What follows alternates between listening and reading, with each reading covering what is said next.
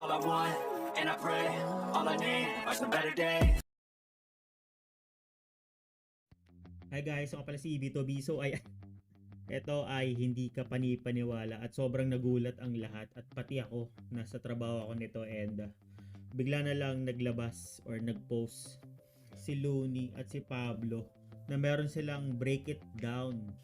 Guys, kung di nyo alam yung break it down, so sa channel to ni Looney and nanonood ako niya kasi nanonood talaga ako ng Flip Top and dito parang hinihimay nila yung mga bara or verses ng Flip Top. So guys, kung di nyo alam yung Flip Top, so battle rap siya. So dalawang rapper naglalaban. So pagalingan sila ng mga bara or bars. And yun guys, wag na natin patagalin. Excited na ako dito. Biruin nyo, hindi natin inaasahan to. Sobrang andaming nagulat para dito. So wag na natin patagalin guys. Without further ado, let's watch. Let's go.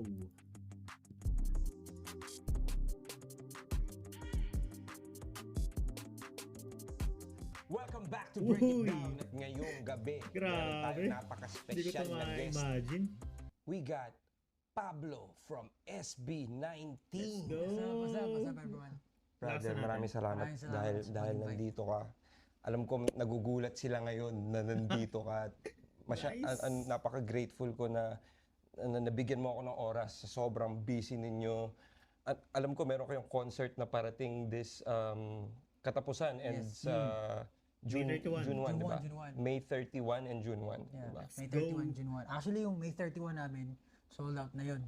Yung June 1 na lang, yung day 2 namin yung Nice. Saan ba to? Saan to? sa Philippine Arena. Wow. Yung pinakamalaking Wow. stage. Yung ano ko yun na pangarap ko makatugtog doon. Ano po rin yung first time namin First doon, time sa nyo. totoo lang. Ano yung ano nun, capacity? 55,000. Wow. 55,000. Iba talaga ang SB19. Sumalig yun, sabi. Kamusta? Anong Kahit si si Looney talagang manghang-mangha. Guys, hindi biro ang PH Arena, Philippine Arena, guys. Tapos sold out pa.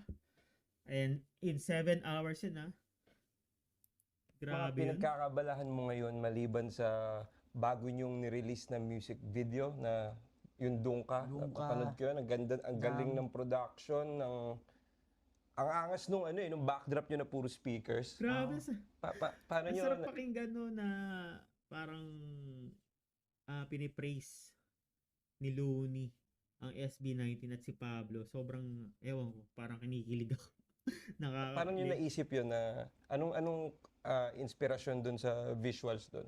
Sa visuals, kasi Guys, syempre, kung marami di nyo, kaming gusto. wait lang, kung di nyo kilala si Looney, so ang pinakagusto ko kanyang kanta yung Tao Lang. Yung mali ba na magkamali ang sangtulad ko? Yun. Tao Lang yun. Ganda nun, ang ganda nun. So parang 8 years ago ba yun? 9 years ago? Medyo Sasabihin. matagal na. Actually, yung kanta na doon ka, para yun sa mga, yung mga walang parang ingay na hindi ka paniniwalaan. Parang kumbaga binabash ka or Para sa mga kumbaga bashers. hindi gusto yung awit mo. Para pag nangaasa ka, alam mo yun, parang instead na tigilan mo yung ginagawa mo, mas gagawin mo pa. Oo nga. Gagawin mo pa lalo para maasar yung mga tao. So, yun yung Okay. pinakamalaking speakers na kaya kami nagtayo ng mountain of speakers kasi gusto namin sabihin na wala kaming pakialam kung ano sabihin nyo sa amin, gagawin namin, gusto namin. Lahat ng mga Kung naasar kayo, pinaglalaban- mas lalo namin kayo aasarin. oo. Ingay pa, ganun siya. May mga nag-speculate na parang disback ba yung kanta na yun? Or Uy. ano ba yun? Mas generalized ba yun? May Easter eggs ba doon? Disback, disback talaga sa lahat ng talagang Disback lahat yan, ng guys. talagang Kung bumubuo di sa nyo amin. alam, so si Abra, isa siyang rapper, so naglabas siya ng tingnan mo siya, diss track siya. Hindi ko alam kung bakit bigla-bigla. So parang out of nowhere bigla niya tinira ang SB19 kasama dun sa kanta. And wala lang, nakakagulat lang. Hindi ko alam kung anong trip niya. Pero ayun. Alam ko magkano to si Looney, magkaibigan ba sa si Abra? Parang Kasi sa totoo lang, tagal-tagal na namin sa industriya. Wala naman kami tinapakan. Pero talagang kapag gusto mo kaming talagang labanan. subukan. Subukan. babalik Papalagan. kami. Uy, Sa totoo lang, yung istorya talaga niyan. Meron kami isang grupo. Gustong-gusto niya pumalag. Gustong-gusto niya Okay. pumalag. Syempre Yan kami, yun. as a group kami. Josh Callen yun. Kung wala naman kaming plano, wala kaming vision, kung wala kaming linyang sinusundan, pwede naman. Kasi ano yun exercise yun. Di ba? Totoo. As an artist, gusto mo rin talagang sinusubok, challenge yung sarili mo na lumaban sa mga ganyan, lalo na ano yan eh. Ano yun, art din yan eh, Oh, yeah. music. Totoo. So, meron kaming kagrupo na Oo nga, gusto kasi niya. Sabi ko, sulat. hindi, ano lang, kalmahan mo lang. Lalabas tayo ng kanta na malupitan talaga yung Chill ka lang daw, chill. So totoo, gusto pala talaga ni ni Josh. Parang saan ko ba narinig na gusto niyang ilabas yung parang meron siyang ginawang kanta na parang gusto niya ilabas. So ito yata 'yon. And for sure, alam ko nakasulat na ni ang tawag dito. Nakasulat na ni Josh. So parang pinigilan lang pala siya ni Pablo. Na wag mo ilabas. oh, di, ano lang, kalmahan mo lang. Lalabas tayo ng kanta na Grabe, ano pala to? 1 hour and 55 minutes, guys. Pero feeling ko ang i-react ko lang muna dito yung interview, tapos papanoorin ko lang off cam yung break it down nila mismo dun sa laban kasi sobrang haba nito, guys. So parang hindi kakayanin ng computer ko rin na mag-record ng 2 hours. So ayun, guys. So baka yung interview lang kasi ang pag nag-guest si Looney ng mga battle rapper, meron muna talaga interview sa umpisa. So for sure dito kay Pablo meron din. So yun lang ang papanoorin natin, guys, ha. Pasensya na hindi kakayanin ng computer ko. malupitan talaga yung pasabog, yung madidinig ng lahat ng tao ano yung gusto nating sabihin. So, Itong kagrupo mo ba, si ano ba to? Si Josh Callen. Josh Callen. Josh Callen, oo. Josh Callen. Dahil Josh parang Callen. feeling ko siya yata yung parang medyo nabanggit ba siya? Na name drop ba siya? Or medyo siya yung Haba ng parang buhok na. naging focal point nung Alam ko nung time na yun, kasi meron nung parang umingay. Kasi parang Saan merong yan? Sa Wish? usapan sa ano yata yun, sa Wish. Oh, sa Wish Yeah. Awards. Andun Yun lang din naman yung dapat issue ako dun nun, kaso may sakit ako nung time na yun. Hindi ko alam kung nandun ka rin. Wala rin ako. Wala rin ako. Hindi ko alam, may sakit ako nun or ano. Nagpapahinga ako sa bahay. Pero alam ko, naggagawa ata ako ng kanta nun, album. Kasi meron kaming tinatapos na album nga. So yung kaka-release lang namin ng album. Yun nga, hinirang siya na nakamit niya yung award na to. Tapos parang ang dami atang Pumalag. pumapalag, ang daming bumuboka or di sumasang-ayon. Okay lang naman may mga ganun. Pero may one artist na, ayun nga, yung pinatamaan siya about dun sa award na yun. So parang sabi niyo, wala naman akong ginagawa. Parang kung naglalabas ako lang ako ng music Ito yung Kaya music nga. ko Hip-hop naman, parang ganun. Tapos nung naglabas nga si Abre, idol si Abre. Napakinggan na yung mga kanta. Paano nyo tinanggap Oo, yun idol ko rin. nung narinig Idol nyo? ko rin sa yan, guys, sa Flip Top. Magaling yun nung niya, yung as in yung prime niya, as in Abra. Kilala yon sa Flip Top, saka yung mga kanta rin niya maganda. For the first time. Actually ako, Gayuma. una kinilig ako. Talaga? Hindi naman kinilig. Ano daw ulit? First time. Actually ako, una kinilig ako. Talaga? Hindi naman Kinilig? Hindi naman kinilig. Parang na-excite ka kasi na, ano, "Uy, Uy, butik ito Pinaka- yung chance na, kasi syempre yung music nyo, di ba, pangkalahatan, mga ano, tas parang ito yung chance mo na ipakita yung side mo. Dahil alam ko si Pablo, kahit dati pa, first time ko na-meet si Pablo dito in person, pero sa internet, maraming beses na yung fanbase niya, Nababasa? 18, di ba? Lagi akong, nun, mini-message, lalo pag birthday mo na, alam niyo po ba si Pablo, maano siya sa rap, marunong siya sa rap. So ako, kiniklik ko yung mga sinesend nila. Naugulat ako dahil hindi ako, kumbaga, as Music much as video ba? napaka-rap nerd ko, ang dami ko pa rin hindi na explore ng mga artists And nagulat ako na magaling ka pala talaga mag-rap, magaling ka Wow. magsulat, magaling ka, I mean, kasi Yung itsura ni Pablo. magaling ka pala talaga mag-rap, magaling ka magsulat, Parang mga nagulat artists siya.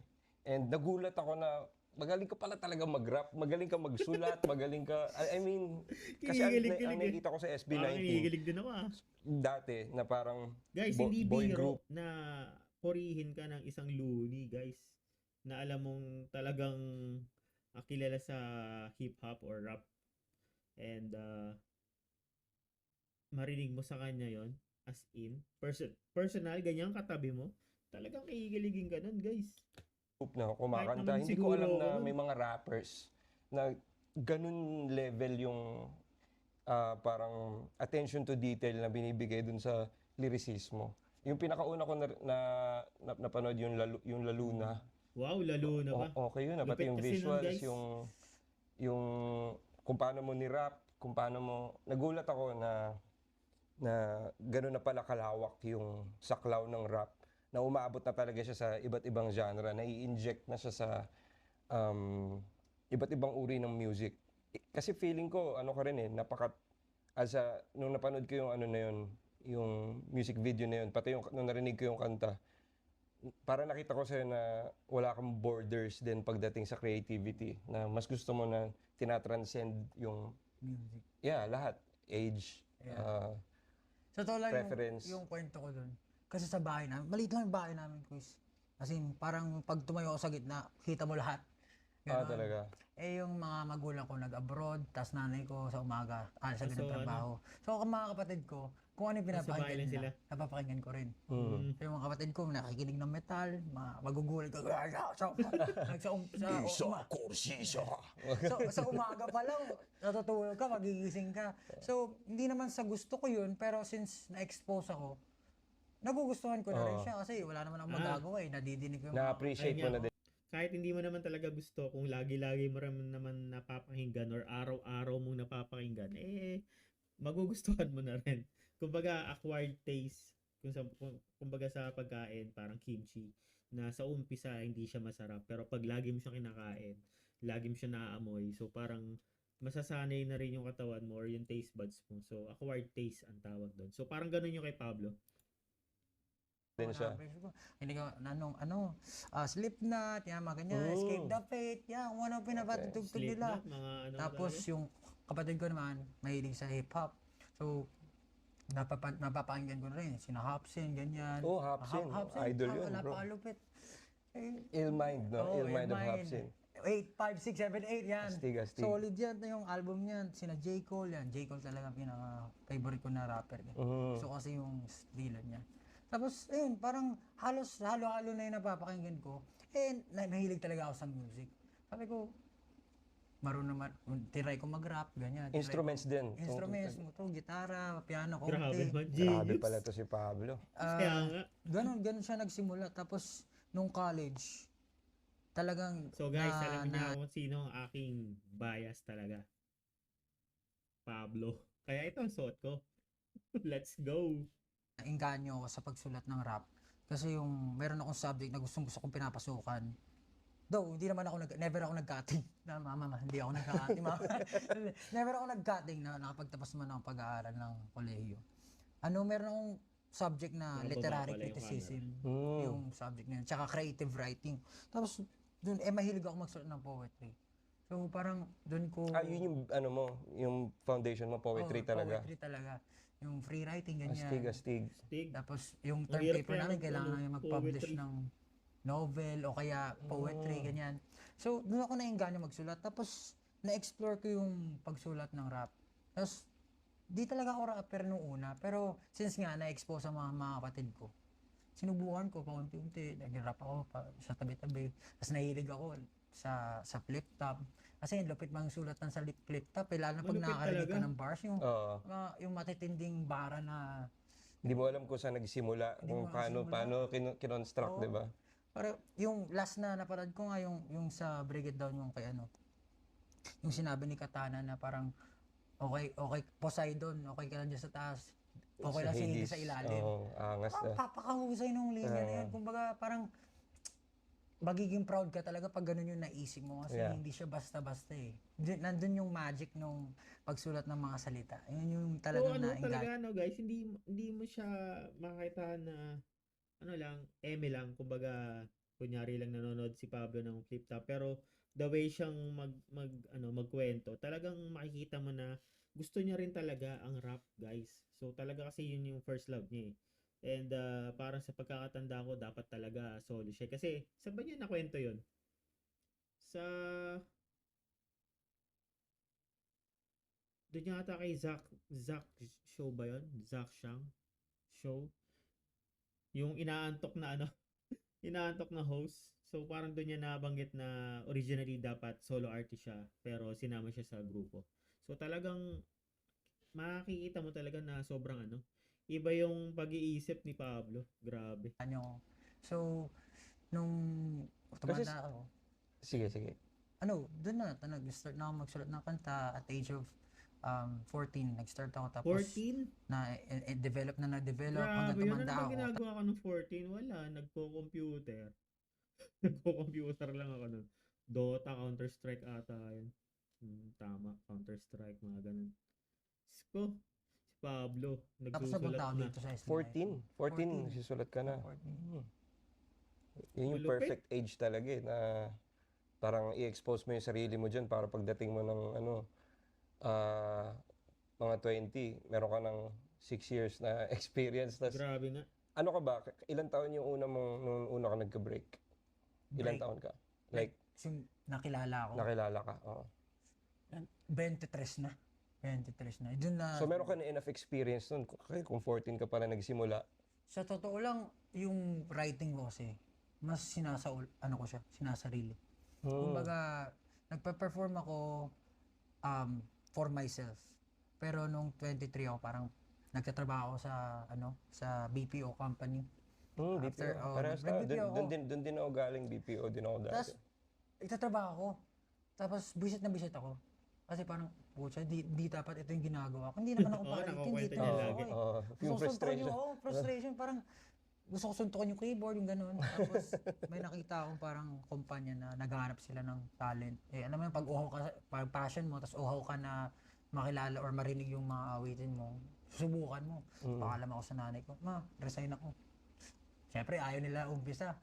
Kasi 3 taon din ako nag-train eh. Tapos ang sabi ng kumpanya sa akin, gagawin kitang solo artist. So, ayan na. Parang ganun Ayan yung na. sabi sa akin. So, Eh di, tama. syempre, ensayo ako everyday. Mag-try ako magsulat, ganyan. Tapos pinasok ako sa grupo. Doon na punta Doon yung SB9. nagsimula yung SB9. Ilan taon ka nun? First time ko na 21 ako nag-start. So, bali, bago ilabas yung SB19, mga 3 taon kami nag-training. Training. Saan yun na-meet yung isa't isa? Doon na sa kumpanya. Doon na sa kumpanya na yun. Okay. Tapos, nagte-training kami Grabe. sama-sama. Tapos, yun sabi sa akin, gagawin na ako solo artist. Tapos bigla akong ginawang leader nung grupo na yun. Kaya pinuno yung tawag sa'yo. So, Si parang, Pinuno. ako, I don't like working in a group setting eh. Kasi meticuloso ako sa mga, pag Perfectionist. hindi align sa gusto kong mangyari, parang medyo nagpipintig agad yung, parang ako medyo, Cozy ka. Oo. Tapos yung mga ganun. Hindi naman din ako magaling sa mga lahat ng bagay. Kasi originally, hindi ko gusto magsayaw. Gusto ko lang mag-perform, instruments and all. Tapos doon, kinailangan ko matuto. Siyempre, knowing my flaws. Mahirap ba? Pero lagi niya sinasabi na hindi daw siya mahilig sumayaw. Pero, doon pa lang sa Dongke. Nung nag-center siya, sobrang bigay todo. So, talagang talagang doon mo makikita na kapag, kahit na hindi yun yung larangan mo, dahil gusto mo talaga yung ginagawa mo, matututunan mo yun. Hindi siya halatang hindi siya nagsasayaw, guys, kasi ang galing nga rin Ako hindi kasi ako marunong sumayaw eh. Magkano mo katagal na natutunan yung skill na yun? Hanggang ngayon, sa struggle pa rin ako. Ako pinakamabagal kumuha ng Ng steps? steps Oh, sa lagi akin. nga niya yung Pero, sinasabi. pag gusto mo kasi, hindi ka naman titigilan eh. Ensayo ko lang na ensayo. Oh, yun. Yung sinasabi ko. Totoo. Ganun siya. Pero sa songwriting, syempre sabi mo, bata ka pa lang, 14 ka pa lang, di ba, nagsusulat ka na. May mga nabago ba? Or meron ka bang mga may mga routine ka ba? Or mga ritual pag nagsusulat ka? Ritual. Ako personally, pag gumagawa ako ng kanta, gusto ko sama yung kapatid ko. Oo, kasi producer Kasama din niya siya. si Producer siya. Bukod sa producer, So, kasama niya si Josue dito sa studio mismo, no? So, hindi SB ang kasama niya. Si Josue ang kasama niya, kapatid niya. siya, gusto ko yung nakakakuha ko ng opinion ng iba. Hindi lang yung sa akin. Honest. Oo. Tsaka pag kapatid ko kasi, kami, straight to the point kami. Instant and honest Kasi nga- feedback, di ba? Kumbaga, Kasi nga yun, kapatid mo. So, parang pag sinabi mong pangit. Hindi na wala ng eche boreche, kumbaga. pangit, ganun kami. Ayun. Yung wala nang halo-halo, Oo. ang pangit niyan. Huwag natin gawin yan. Kasi pag may iba kang katrabaho, parang ang dami pang sugar coating, ako lang ganun, nakakabagal ng proseso. Totoo yun. Uy, Yun, grabe tapos naman yun. natuto ako mag-produce dahil din sa SB19. Kasi, ayun nga, nagkaroon ng pandemya. Okay, COVID. Parang, if walang kikilos, paano na? Kung walang gagawa, mangyayari sa amin? So, from that point on, nag-aaral ako mag-produce. Tapos, nagtulungan kami ng kapatid ko. Tapos, ever since then, na-enjoy ko na siya. So, nag-start na ako bumili ng equipment, ganyan. Ang dami ko na nagastos. So ikaw na rin nagmi-mix, master, lahat. yung una naming kanta, ako yung nag-mix. Pero right now, hindi na ako nag-mix and master. Pero inaral ko rin siya. So, ang ginagawa ko sa grupo na SB19, gagawa ng demo, kanta, tapos ako rin magre-record sa kanila. Pero yung mixing kasi matrabaho yun eh. Yung pinakamahirap na Totoo. Mahirap na yun. Tsaka ang hirap magkaroon ng producer's ear Oo, yun. na parang tuwing makikinig ka ng kanta, yung technicality na ng mixing yung inaano mo, imbis na yung substance ng kanta, di ba? Minsan nangyayari yun eh. Grabe, Yun. no? Tapos, Sobrang ano, sobrang ano nila. Parehas magaling. So, ang sarap. Alam niyo naman guys, dito sa reaction video ko or channel ko, parang like kong paulit-ulit na sinasabi na mas gusto ko yung mga interview ng SB19 kasi ewan ko, sobrang ano nila, well-versed nila. Tama ba? Well-versed. Saka well-spoken. And sobrang ang dami nilang ang dami nilang sabi. Hindi, I mean, marami silang sinasabi na sobrang malaman, guys. As in, sobrang malaman. yung mixing, tsaka mastering. Samahan pa ni Looney na sobrang batikan na sa larangan yan kaya sobrang insightful din ng mga sinasabi niya. Minsan nangyayari yun eh. Yun. Tapos, yung mixing, tsaka mastering sa iba na namin pinapagawa. Pero, lahat ng yung pag-ayos nun, pag-record sa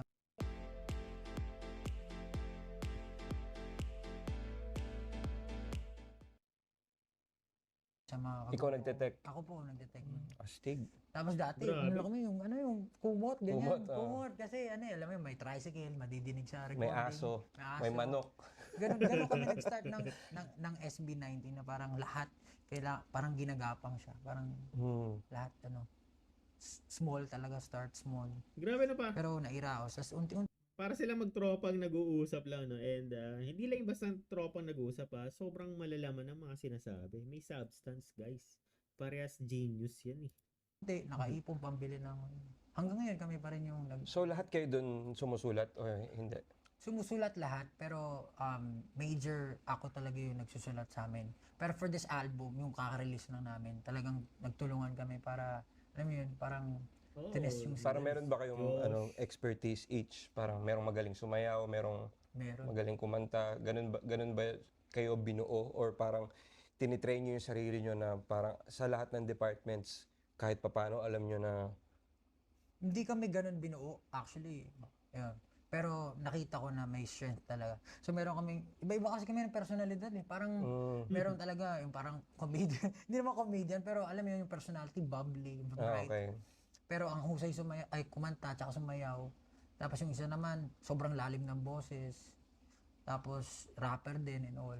Tapos yung isa, creative mind. Siya yung ng mga music video namin. Siya yung So lahat kami may toka, may kanya-kanya kaming strengths na pag pinagsasama kami, talagang nakakabuo agad kami ng whole production. Kasi pagdating naman sa paglabas ng music, hindi lang siya instrumentation, vocals and all.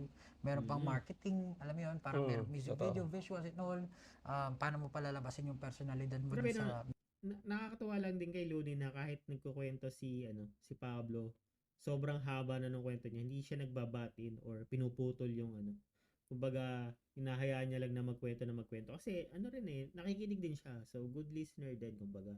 Kasi meron ibang parang host or may-ari ng channel na pag ramdam nila medyo mahaba na yung sinasabi nung nila, yung guest nila, magbabatin sila or mag-insert na ng panibagong ang tawag doon, tanong. Pero sa kanya, talagang hinahayaan niya lang si Pablo magkwento. music para authentic pakinggan. Kapag gumagawa ako ng kanta, hindi ko parang, ito dapat yung susundin nyo Parang kailangan may input nila palagi or kung ano yung style na paano nila bibirahin yung kanta. Gusto ko dun. Kasi yun yung nagpapalabas ng magic ng kanta. Yeah, that's right. So, about influences naman. Sino yung mga major influences mo sa music growing up na nag-shape ng songwriting sensibilities mo ngayon? Songwriting, madami. Like foreign. Foreign, local. Foreign, paborito ko talaga Queen. Gusto ko yung Queen, oh. malikot Queen. yung utak. Gusto ko yung parang Bohemian. Bohemian Rhapsody pa lang. Madididig mo na kung gaano katindi yung, parang walang boundaries. Yeah. Walang Para siyang mahabang kanta na hindi dragging. Siya yung May first enjoy mo ng, lahat. di ba, may enjoy mo yung bawat part eh. Yun. Tapos, sa mga rap, dami kong pakinggan eh. Yun nga na, Hopsin, Lil Wayne, J. Cole, yan, Kendrick. Andyan na lang, NF, I don't know if NF, yeah. mahusay. Iba rin yung music niya, yung pagka-cinematic. Alam ko parang siya yung pinaka eh. Yeah. Napakalupit. Dito, kayo, Steve Looney, Stick Vegas, Talaga? Abra, actually. Abra, lagi namin pinapakinggan yung mga awit niyo. Salamat. Solid eh. I mean, yun, yung mga, actually, all-encompassing eh. Kasi, pag nakikinig ako ng music, ayoko lang talagang nakakahon eh. Gusto ko marami akong, kumbaga, baon, para pag gumawa ako ng music. May bago kang plugins, May bago. no? Parang ganun, parang ganun. Inspirasyon. Parang halo-halo nga Pero pag kasi. gumagawa ako, once na mag-start ako magawa, hindi ako nakikinig ng kahit anong music. Oo, ako Wari. rin. Kasi maano ka eh. Ma-osmosis ka eh. Ano di ba? daw? Na lahat. Pero pag gumagawa ako, once na mag-start ako magawa, hindi ako nakikinig ng kahit anong music. Oo, ako rin. Wari. Kasi maano ka eh. Ma-osmosis ka eh. Di ba? So, for a month, talagang wala akong papakinggan. Magka-create na ako. Tapos if ever may nasulat akong linya, ginugoogle ko rin, meron na ba nakasulat nito? Or Para ma-check mo. Grabe Tapos pag yun, wala pa, guys. parang Grabe yun. Parang mag-ano ka pa ba ng oras para i-check kung yung nasulat mo may kagaya. Iba talaga to si Pablo. And talaga hindi daw siya nakikinig ng ibang kanta during dun sa writing process niya or pag nagagawa na siya ng kanta. Kasi siguro, maghahalo-halo na yung kumbaga yung idea niya. Kasi kunyari, meron siyang naiisip tapos biglang nakikinig siya ng ibang kanta. So parang magja-jumble-jumble na yun sa utak niya. And sobrang ewan ko na to, alien ata to si Pablo. Anong ginagawa mo sa planeta namin? Diba? Sarap Pag-iisip, talaga. Sarap sa grabe. feeling. Kasi parang original idea, okay na okay. Mga ganun din. Nagkakaano ka ba? Nagkaka-writer's block ka rin? Paano mo hinahandle pag ganun? May creative Writer's block block. ka? May mental block ka. Never pa. Hindi mo na... Hindi ko Iba talaga. Hindi, kasi Walang writer's block, bro. Grabe naman, walang writer's block. Kasi kunyari, di ba, kahit naman kunyari may ginagawa ka. Yung parang alam mo yung bigla kang mapopost na, nga ba yun? Kahit nga yung nagsasalita ka lang bigla kang mental block. Pero si Pablo, wala daw siyang writer's block. Even sa Looney, hindi makapaniwala. Never pa. Hindi mo na... Hindi ko Iba talaga. Hindi, kasi Walang writer's block, bro. ang mahirap sa akin, parang, ang hirap sa akin, parang obsessed ako. So, kapag nagsinimulan ko, Tatapusin. Yan mo talaga. pipigain ko talaga ng pipigain. Kahit sabihin mo wala. Pwede akong magpahinga, isang oras, 30 minutes. Pero kahit nagpapahinga ako, iniisip ko pa rin eh. Kumbaga Grabe yung yun. pahinga ko, naghahanap lang ako ng inspirasyon para tumuloy yung pagsulat ko. Pero hanggang nandyan yan, kahit katulugan ko, matutulog ako, naiisip ko pa rin ano yung susulat ko. So, Grabe hindi ko naman. alam. Actually, meron yung writer's block, yung idea ng writer's block, sinulatan ko rin yun. Talaga? Kumbaga, yun nga, siguro nung college ako, nagsusulat ako, tapos yun nga, siguro na-experience ko yung writer's block. Tapos, nung na-experience ko what if yun yung maging yung tema topic. ko, yun yung tema ko. So, sinulatan ko rin siya. Galing. Pero, siguro, sobrang pag-uhaw ka rin talaga, Hindi mapipigilan talaga yun na lumabas sa'yo. Lalo na pag yung lahat ng feelings mo and minsan yung subconscious mo yung magsasabi na ready ka na eh. Kasi yung conscious mind natin, kailangan pa nating utuin minsan eh. Na parang, hindi, kailangan, kasi alam mo yun, yung utak mo mas powerful sa'yo. So, kailangan mo maging mas powerful sa kanya.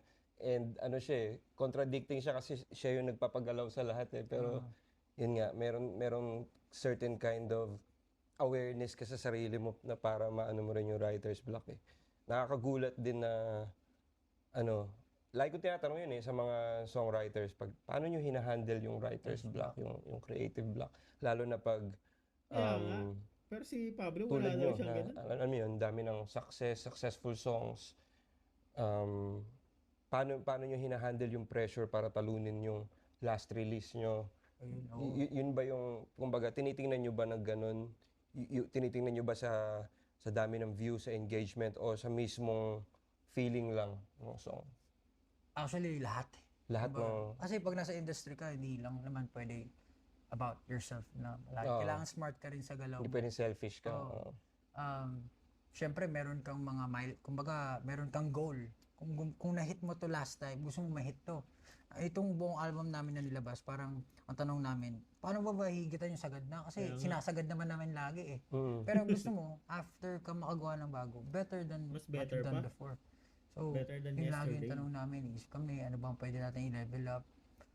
Pero pagdating sa paggawa ng music, number one talaga, yung authenticity. Kung ano yung Totoo. nararamdaman mo. Totoo. Kasi kung ano yung, kumbaga, Kaya yan ang nagustuhan natin bilang ako. So yung sa mga nanonood sa akin, yan ang nagustuhan natin sa SB19, yung authenticity. Kasi kung ano yung kinakanta nila, dahil sila ang nagsulat, yun yung nararamdaman nila. So yun yung kagandahan sa SB19. Kaya sobrang relatable sila. Kasi totoo yung emosyon. nagpa-perform ka, hindi mo mapipeke eh. Mm. Kapag hindi Correct. ikaw yun, nararamdaman talaga yung authenticity. Sobrang Kung ano yung totoo. nararamdaman mo. Totoo. Kasi kung ano yung, kumbaga, pag nagpa-perform ka, hindi mo mapipeke eh. Mm. Kapag hindi ikaw yun, nararamdaman ng mga Ng tao. tao eh. Lalo na pag hindi mo na-enjoy yung performance mo. Yun yung vibe na ibibigay mo sa kanila. Tama. So, number one sa amin yun na parang lahat ng, yung purpose, yung messaging, dapat tayo yun. Kung hindi tayo yun, huwag nyo na ilabas. Walang connection. Ikaw na lang. Hindi tayo yan. Ulitin natin Kung yan. hindi tayo yun. Grabe yan. Lahat ng, yung purpose, yung messaging, dapat tayo yun. Kung hindi tayo yun, huwag nyo na lang ilabas. Walang connection. Ikaw nyo na lang. Hindi tayo yan. Yun. Ultimately, kahit anong sabihin ng mga tao, ito na may ilabas yung music, kahit mga fans namin sinasabi yan eh. Ito na lang ilabas yung music. Okay, papakinggan namin kayo. Pero kung hindi yan yung nafe-feel namin or hindi yan yung dinadanas namin ngayon, hindi na ilalabas yan. Ganun siya. May listening pa rin, babalansihin mo lang. Kasi gano'n naman eh. Kahit naman may art, paano ba mabubuhay yung art mo? Kailangan mong maging smart sa lahat ng galaw mo. Grabe, si Pablo, renaissance man eh. Di ba? A man of many hats. Sa tingin mo, kung hindi pumutok yung career as a musician, dahil mahilig ka sa rap and sa rhymes, tingin mo, merong in an alternate universe, si Pablo, kaya niya maging battle rapper? Kumbaga naging hypothetical ba yan sa utak mo? Like, growing up?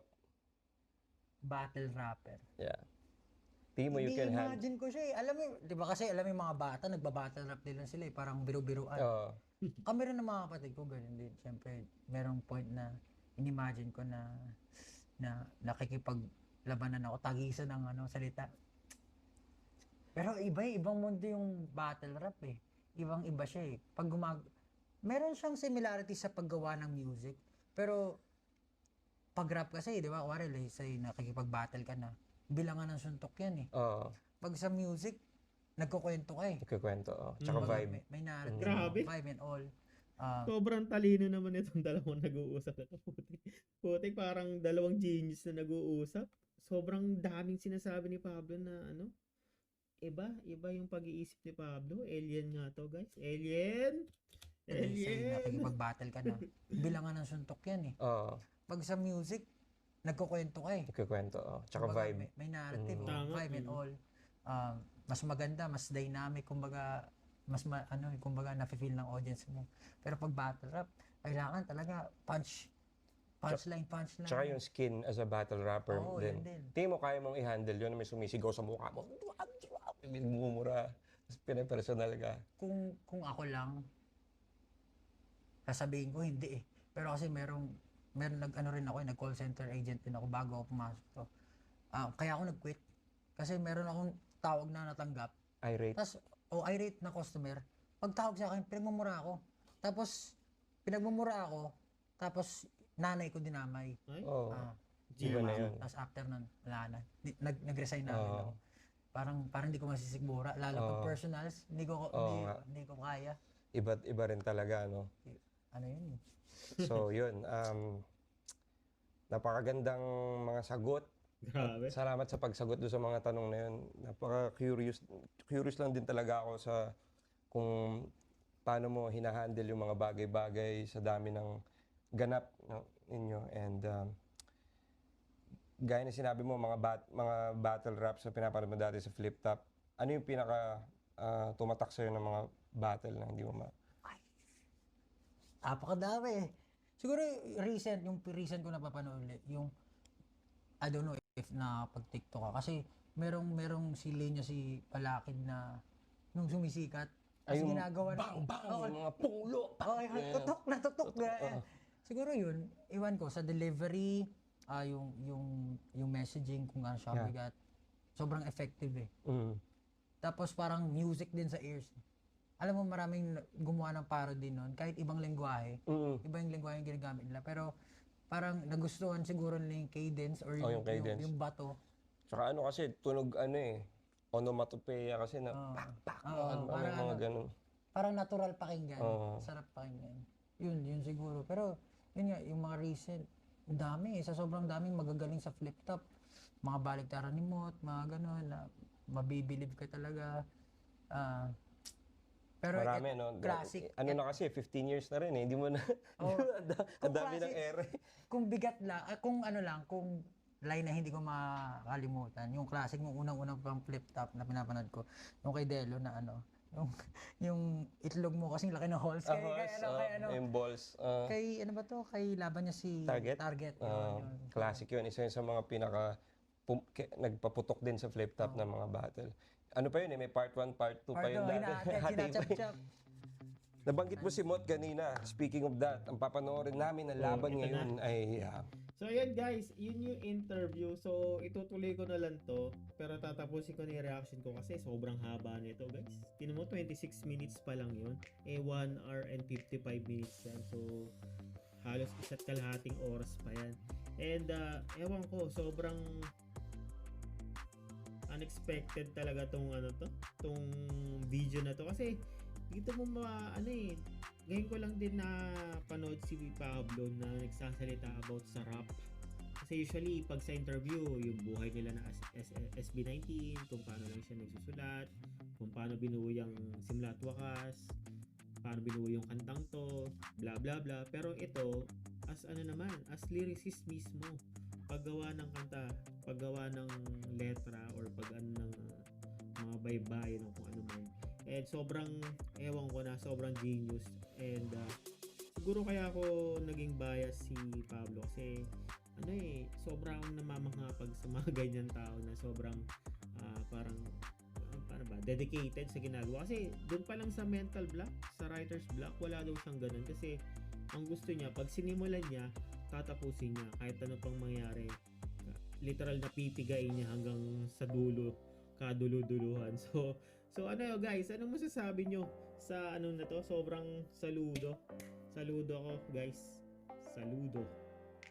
And sobrang galing nitong parehas, kaya sobra silang nakikinig sa isa't isa kasi sobrang magka wavelength, magka wavelength sila ng pag-iisip kasi para silang sumusulat ng mga bara or ng mga lyrics, kaya ewan ko na. So ayun guys, pa-subscribe na lang po sa mga hindi pa nagsasubscribe. Yun lang po, hanggang sa muli. Paalam. Bye.